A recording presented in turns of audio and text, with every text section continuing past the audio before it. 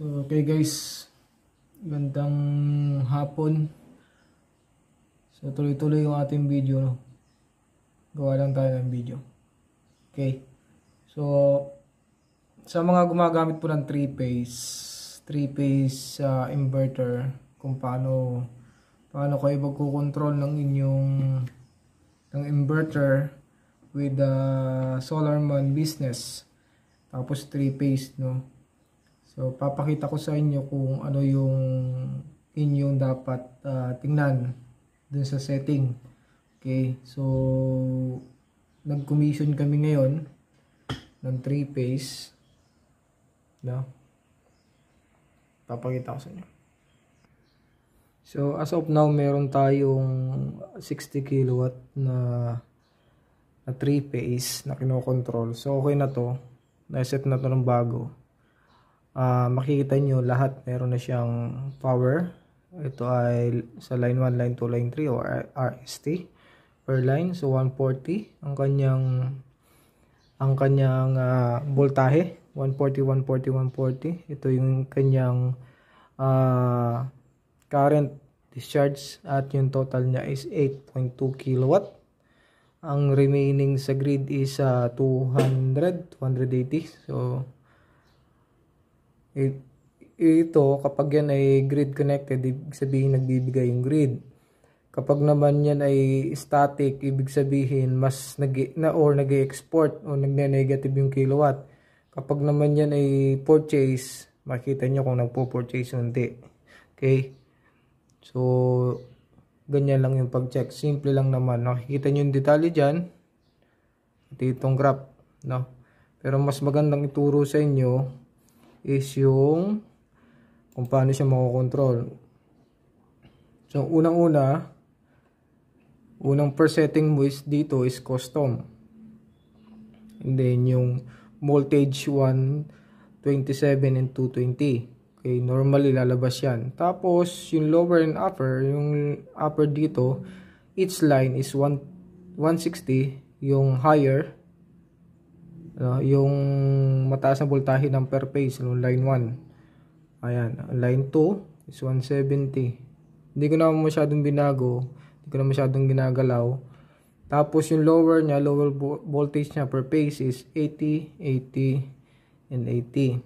So yung frequency, ayan, mataas yan, 62. So pwede nyo ibaba ng 61 something. Okay, pero dandahan lang dapat sa pag-control. Yung lowest natin is ayan, nasa 58, 57, and 56. Pero ito yung default, hindi ko na binago para hindi siya magalaw, no. Okay, tapos ganyan lang yung gagalaw sa setting ninyo. Okay? Yan, medyo gumagalaw yung aking lamesa kasi. At ang importante ay eto. Pag gumamit ka ng meter, kahit disable to, basta meter enable. Okay? Tapos average. And then ito ay nakalagay na quantity device 1. Okay, walang feed in yan kasi hindi tayo nag-export. Okay? Ito, wala na to. Kasi meter or limiter o meter ang gamit natin as limiter. Ang importante sa active power, kapag medyo unbalance ang inyong line 1, line 2, line 3, pwede nyong kontrolin ang active power ng power 1 percentage. Like ito, P1 power percentage, P2, P3, and P2. So, kung mas lamang yung kabilang phase, pwede mong dagdagan yung power niya or bawasan. So sa P1, P2, P3. So pwede nyo control din dito. Okay? Ito, importante to sa 3-phase, sa DE. Okay? Sa baba, wala na masyado. So yun lang ang importante. To. Kasi pag unbalance, so dito kayo mag-a-adjust. P1, P3 lang ang P1, P2, P3 lang ang i-adjust nyo. Okay? So bago kayo mag-adjust, maghintay kayo ulit ng 5 minutes para dun sa inyong ah, calibration para mag-update yung inverter mo. So yung information, sabay yung bubuksan yung kabilang page para makita nyo yung kanyang power. And then ilan na lang yung kanyang binibigay. Okay? Yun. So yun ang mahalaga sa 3-phase na pagsasetting.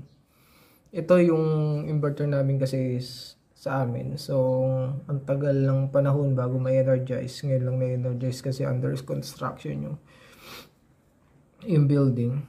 So na-energize na at nagawa na namin. So handun pa sila, pauwi pa lang sila ngayon.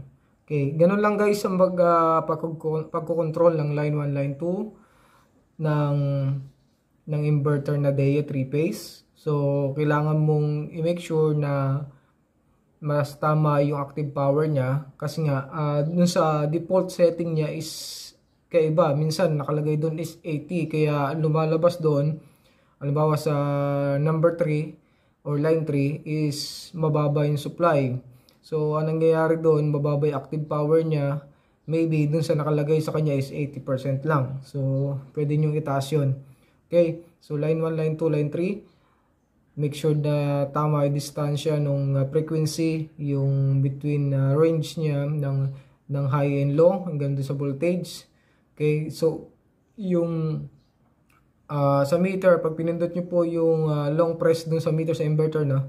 Pag long press sa inverter ng inverter, sa run parameter, or makikita nyo dun yung meter, long press lang ninyo, makikita nyo na yung average and minimum.